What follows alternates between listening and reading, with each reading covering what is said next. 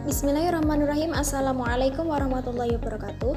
Kembali di mata kuliah Sejarah Kebudayaan Indonesia yang diampu oleh Ibu Laili Fuada MPD. Di video kali ini, kelompok kami akan membahas materi dengan tema Kebudayaan di Masa Kolonialisme Hindia Belanda. Saya, Lulu Husnul Mu'arifah, akan memandu jalannya video kali ini.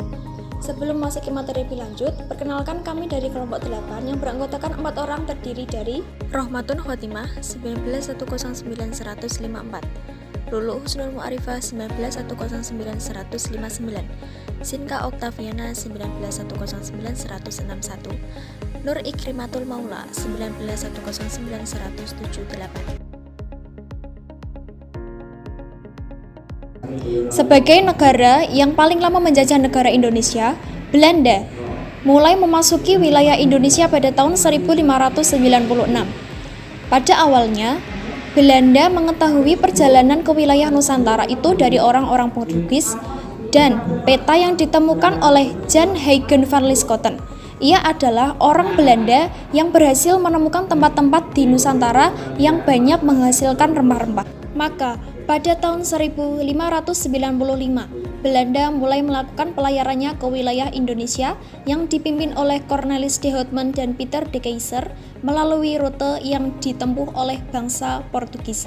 Mereka berhasil sampai di wilayah Nusantara tepatnya pada tanggal 27 Juni 1596 di perairan Banten bersama keempat kapalnya yaitu Amsterdam, Hollandia, Mauritius, dan Duiven. Ekspedisi Cornelis de Houtman datang ke Banten yaitu untuk urusan perdagangan. Cornelis de Houtman dikirim oleh pedagang Amsterdam untuk menemukan informasi sebanyak mungkin tentang kepulauan yang menghasilkan banyak rempah-rempah.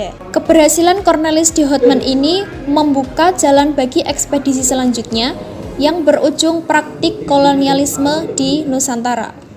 Rombongan kedua dari Belanda yang datang ke Nusantara yaitu di bawah pimpinan Jacob van Eyck dan van Werwijk dengan 8 buah kapalnya tiba di Banten pada tahun 1598. Kedatangan mereka ini disambut baik oleh penduduk Banten karena sikap hati-hati mereka dan pandai mengambil hati oleh para penguasa Banten. Sehingga 3 buah kapal mereka ini penuh dengan rempah-rempah kemudian dikirimkan ke Belanda, sedangkan 5 buah kapal lainnya berlayar ke Maluku. Sejak awal kedatangan bangsa Belanda ke Indonesia, telah terjadi kontak budaya yang akhirnya menghasilkan perpaduan budaya, yaitu budaya Belanda dan budaya pribumi yang masing-masing memiliki etnik serta struktur sosial yang berbeda. Kemudian lambat laun, perpaduan budaya ini semakin besar dan memengaruhi di segala bidang. Adanya perpaduan antara budaya Belanda dengan budaya Indonesia dapat menjadikan seseorang atau golongan untuk merubah gaya hidup, seperti cara makan, berpakaian, bahasa, dan lain-lain. Kebudayaan campuran yang didukung oleh segolongan masyarakat Hindia Belanda dan Indonesia disebut kebudayaan Indis. Kata Indis berasal dari bahasa Belanda yaitu Nederland Indi atau Hindia Belanda. Pada awal perkembangannya, kebudayaan Indis ini bersifat campuran yaitu Belanda dan Jawa. Kebudayaan Indis ini pada awalnya timbul dari kebiasaan membujang orang Belanda yang tinggal di Indonesia. Adanya larangan membawa istri, kecuali pejabat tinggi, mengakibatkan adanya pergundikan atau perkawinan dengan wanita Indonesia.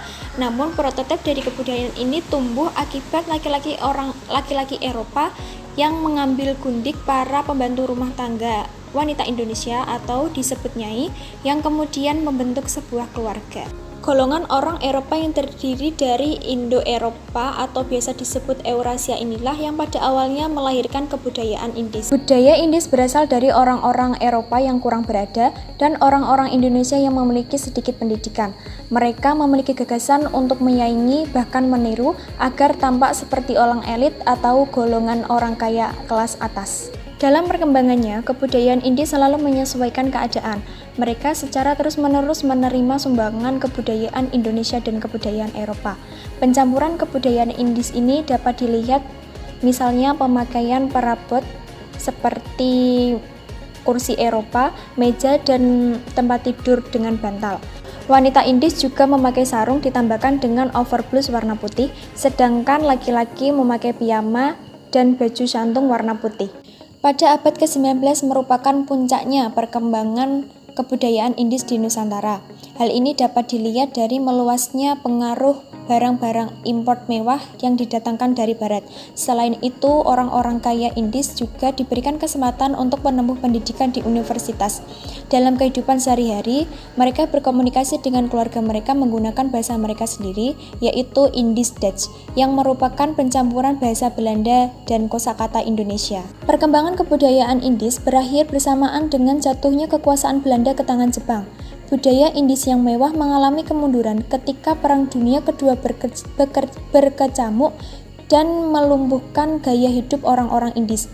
Sulitnya kehidupan pada masa perang menyebabkan aktivitas kebudayaan ini berakhir.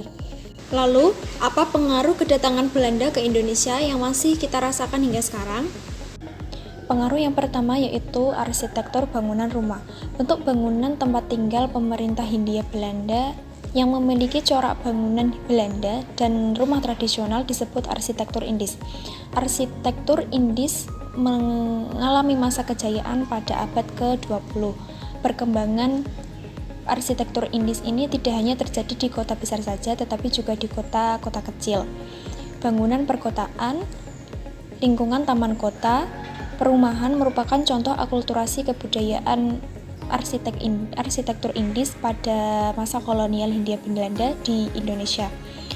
Perkembangan arsitektur Indis di Indonesia ini berbeda di daerah satu ke daerah lainnya. Hal ini dikarenakan kondisi geografis serta kebutuhan di masing-masing daerah yang berbeda pula. Dilihat dari bentuk bangunan yang luas dan mewah, bisa dijadikan tolak ukur derajat dan kekayaan pemiliknya. Gaya hidup yang mewah cenderung menunjukkan status sosial yang tinggi. Pengaruh selanjutnya adalah pengaruh agama. Penyebaran agama Kristen sangat intensif seiring kedatangan bangsa-bangsa Eropa ke Nusantara. Naiknya domisili Belanda membuat pergerakan misionaris Katolik Portugis tersedat sehingga digantikan oleh Zending Protestan Belanda. Selanjutnya adalah adat istiadat. Adat istiadat bercorak barat ternyata cukup memberi pengaruh terhadap masyarakat Indonesia. Misalnya, sebelum melahirkan orang tua sudah mulai menyiapkan perlengkapan bayi, perlengkapan bersalin, dan setelah melahirkan diadakan tradisi pemberian nama.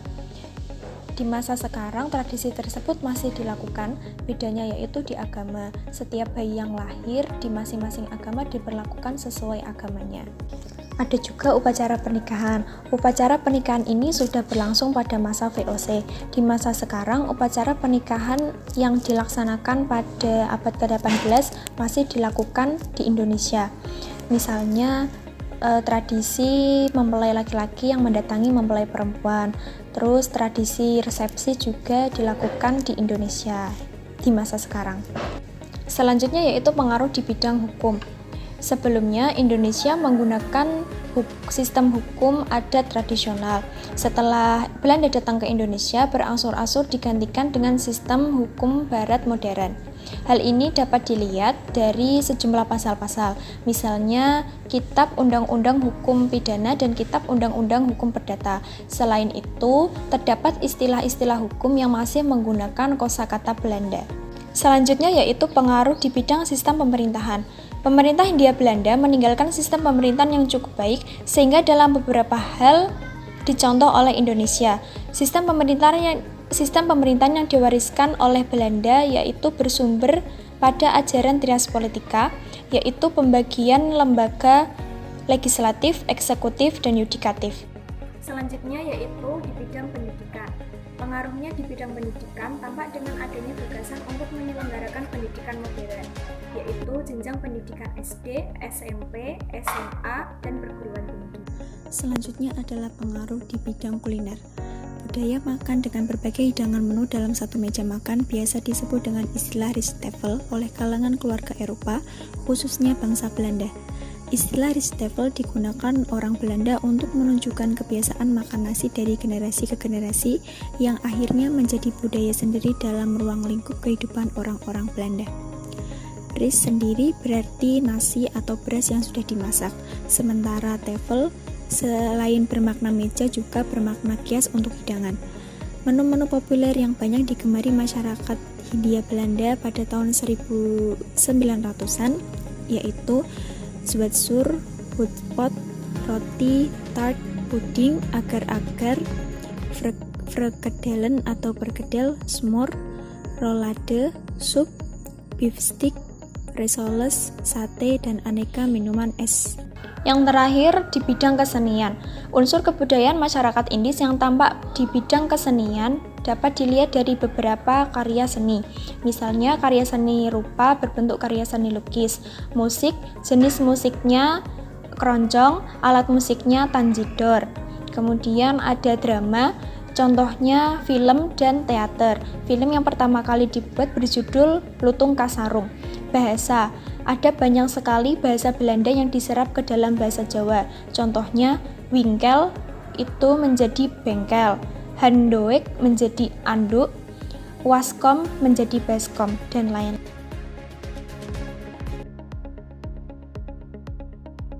Yang pertama ada Lawang Sewu. Lawang Sewu ini merupakan bangunan peninggalan Belanda yang terletak di kawasan Bundaran Tugu Muda, tepatnya di Jalan Pemuda, Komplek Tugu Muda, Semarang, Jawa Tengah.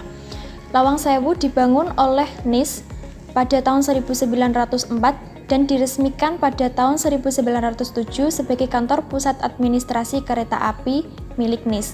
Saat ini Lawang Sewu dimanfaatkan sebagai museum yang menyajikan berbagai koleksi dari masa ke masa perkereta-apian di Indonesia. Yang kedua ada Benteng Van der Wijk.